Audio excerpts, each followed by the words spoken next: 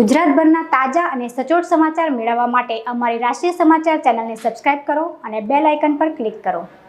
ભારતમાં ફરવા આવેલી નોર્વેની યુવતીને મુંબઈમાં કૂતરો કરડતા સુરત સિવિલ હોસ્પિટલમાં ઇન્જેક્શન લેવા પહોંચી હતી। યુવતી સિવિલ હોસ્પિટલમાં ઇન્જેક્શન લેવા પહોંચતા જ સ્ટાફમાં કુતૂહલ સર્જાયું હતું। યુવતી મુંબઈમાં કૂતરાને રમાડતી હતી તે સમયે અચાનક એણે બટકું ભરી લીધું હતું।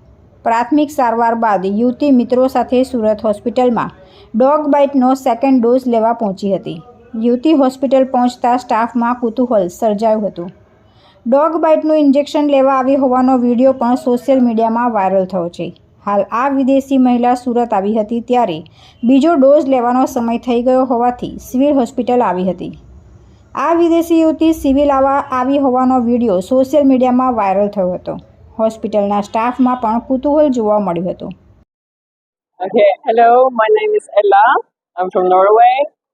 I came to India to visit the home country of my friend. I cuddled with a puppy and I got bitten in my hand, so now I'm here to get the immunoglobulin injection. So, yeah. And I want to thank the hospital here in Surat for their very, very kind help. And now I feel safe. આ વિદેશી મહિલા injection લઈ સિવિલમાંથી રવાના થઈ ગઈ હતી। Norway ખાતે રહેતી એલા નામની યુવતી મુંબઈ સુરત ખાતે ફરવા માટે આવી હતી।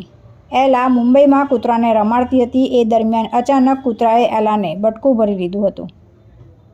એથી તેને મુંબઈ હોસ્પિટલમાં સારવાર માટે ખસેડવામાં આવી હતી। ત્યારબાદ એલા તેના મિત્રો સાથે સુરત આવી હતી। નવી સિવિલ હોસ્પિટલ ખાતે ડોગ બાઇટ વેક્સિનનો સેકન્ડ ડોઝ મૂકવા માટે આવી હતી। તુલસી શર્મા સાથે રાષ્ટ્રીય સમાચાર સુરત।